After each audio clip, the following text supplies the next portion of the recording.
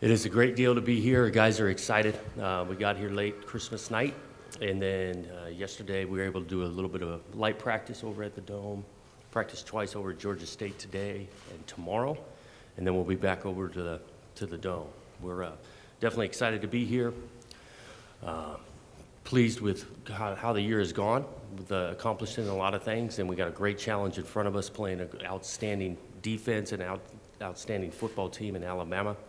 Those guys bring some challenges, no question, but we are excited about the challenge to go out and play on a big stage and be really in the Final Four. All right.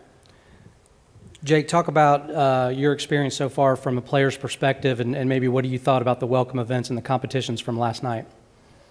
Yeah, I was traveling from the West Coast, so we traveled most of Christmas, which was good, went smoothly.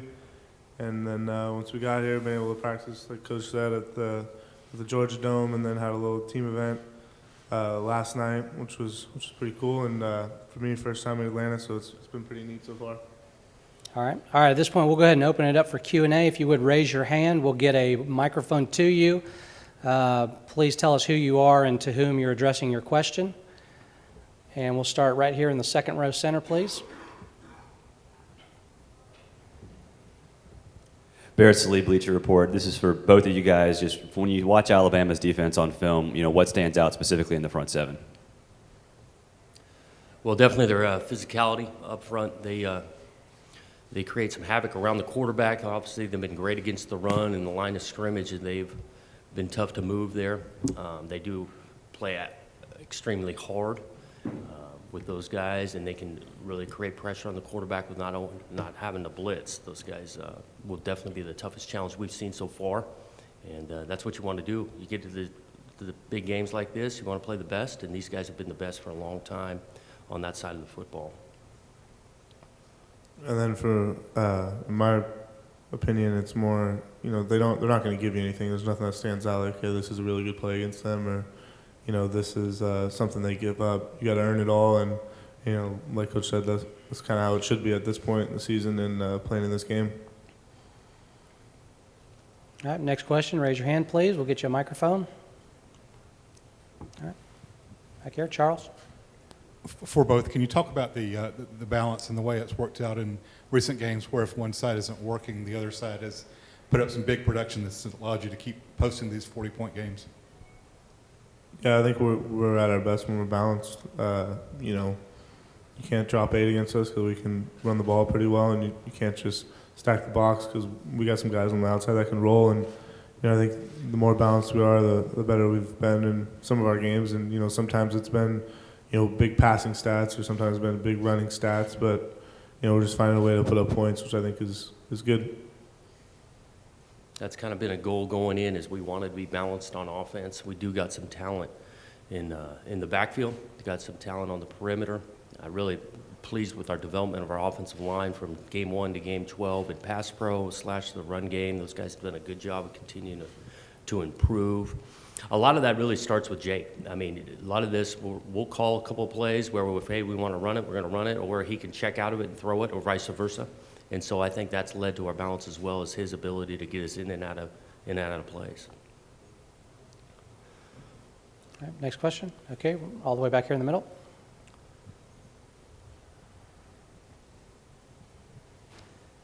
This is mainly for Coach. Alabama's defense has, I think, about a dozen defensive touchdowns this year. Is there anything that you can do to kind of guard against that, or is that something you have to make players aware of going into a game like this?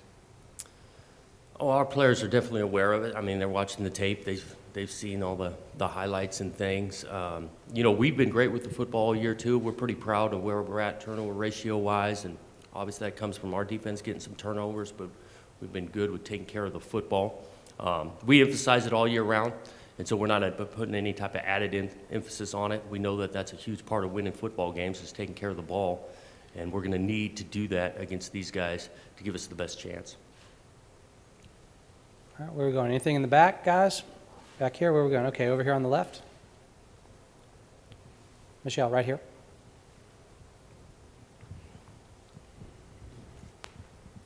Jeff Spiegel, WBMA Birmingham. This is for Jake.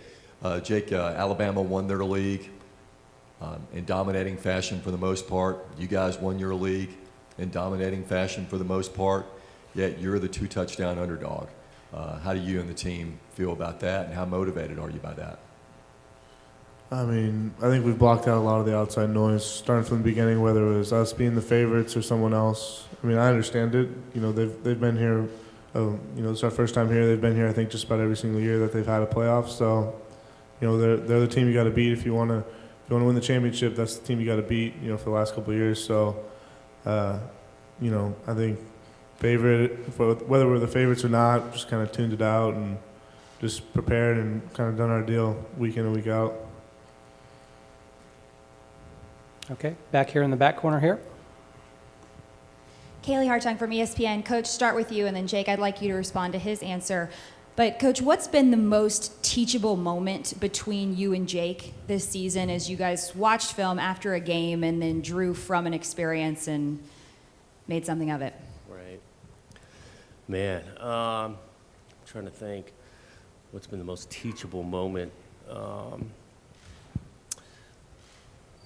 Well, I know there's one we talk about all the time between me and him, and that was early in the Duck game. He knows what I'm talking about.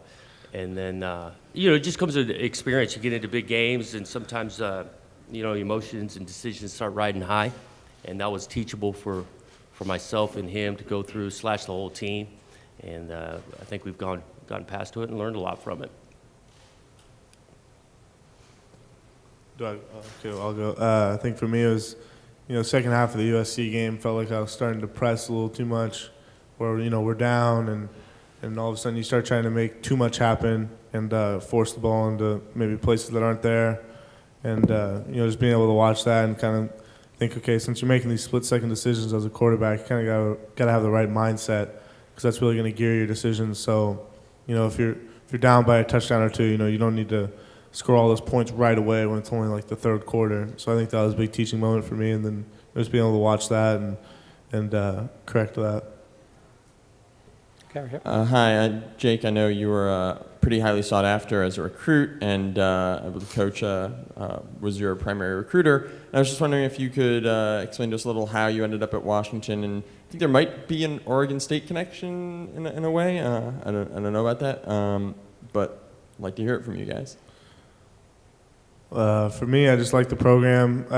You know, obviously starting with Coach Smith, and then liked Coach Pete. Went there, felt comfortable. You know, I wasn't really looking to visit a ton of places, so I committed pretty early. Felt like it was a good fit, and that was pretty much it. And you know, obviously very happy with the decision and all that, but you know, I wasn't looking to make it some big ordeal. I just, you know, visit a couple places. You know, if I felt like I didn't feel comfortable with some of those, maybe visit a couple more. But visited Washington first, felt good about it. Took one other visit just to you know, kind of have something to compare it to, and felt like, okay, it's probably time to call it good. Felt good about Washington. Didn't really see the point in paying to go visit a bunch of other places. So that was pretty much it. Coach? We had got around Jake as a youngster. He came to one of our camps. I think it was after his sophomore year, and we found out really quickly he was exactly what we were looking for in regards to our quarterback, his desire to improve. He loved football. He wanted to watch tape, and so he just fit our personality type for what we were looking for from a young age, and we charged pretty hard on recruiting him. He was the guy we wanted from the get-go in his class, and we were fortunate to get him. Okay, let's go right here in the middle. Hi, Taryn Walk with the Tuscaloosa News. I wanted to ask, what do you see most out of Alabama's secondary, and how do you plan to find success against them through the air? Well, I see that they got good ball skills. They can change direction. Obviously, they got a bunch of turnovers and create some havoc there. And that secondary has been solid for those guys for a long time. I mean, this is a group defense that the front end to the back end help each other out and create some havoc. They can get you in some long yardage situations, and that makes it tough, and that's really when that secondary does a good job. And so we're going to have to be good with, you know, getting some good gains on first and second down, staying out of third and long, because that secondary, like I say, goes back to those ball skills, and they can change direction, put some offenses in bad situations. Okay, right here, third row, please. Just want to get a reaction from both you guys on this. The reputation that Coach Peterson has for running trick plays, and how that kind of gets everybody in the offense involved, because they may be able to make a play. Yeah, we go into each game carrying a few trick plays. We don't always call them. I think we've ended up calling more of them the last half of the year here, and they've gotten some more attention. But Coach Pete has always had some in his pocket going into games. I think it's fun when guys do get involved. I think sometimes it's tough. Like, we'll carry these trick plays, don't call them, and maybe don't call them for a month. I think the one time we called the double pass with Dante, he was surprised we didn't call it because we had carried it for like a month. I think it's fun. I think that at the same time, you got to see something on tape that the defense is showing that you think the thing has a chance before you call it, and it brings some uniqueness to the offense for sure. All right, time for a couple more. Where are we going next? All right, let's go over here on the far left, please. Noah Mandel, WTVY News 4 Dothan. Coach, how do you feel Jake has improved from season start to season end? I think he's improved a bunch.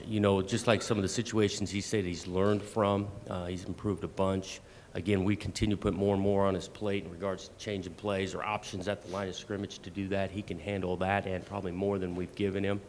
I think his decision-making from the get-go has been outstanding. I look at his improvement in the red zone, accuracy and decisions down there, because we give him a bunch of ways to do different things down there, and he's been great with it. I think a lot of that goes back to his work ethic, the way he prepares and studies the plan / the opponent. I haven't been around anyone better. Okay, back here. Jonathan, apologies if this was asked earlier. What are you guys doing this week for your sleep schedule? It feels like 5 a.m. to all these players. I'm guessing they're not usually up this early.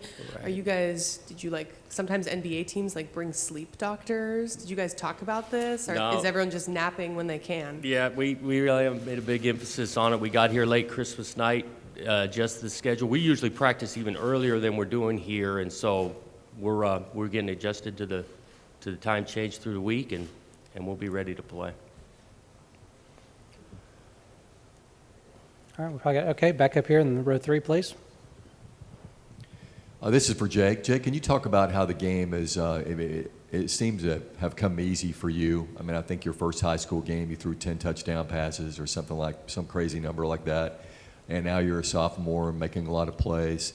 Can you talk about how the game seems to be pretty easy for you? I mean, I think the way it feels like that, or why it might seem like that, is because we go through some practices before we get to the games, and there's definitely some struggling that happens in practice. I think I've been able to correct those mistakes in practice without having to make a ton of them in the games. So I think that's a big thing, just how we practice. When I first came for spring ball, if you watched, you wouldn't think I was going to be a starting quarterback as a true freshman or anything like that. We were going against really good secondary, and I didn't really know that at the time. So I remember thinking this is pretty hard, but you just got to keep sticking through it, and just learning from your mistakes. Don't make the same mistake twice, and just keep learning and keep improving. All right, last question, Marty.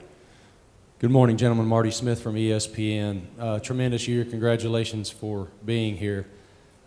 Win your league, make the college football playoff. Jake was a Heisman candidate for much of the year. So what's left to show America this week? Coach?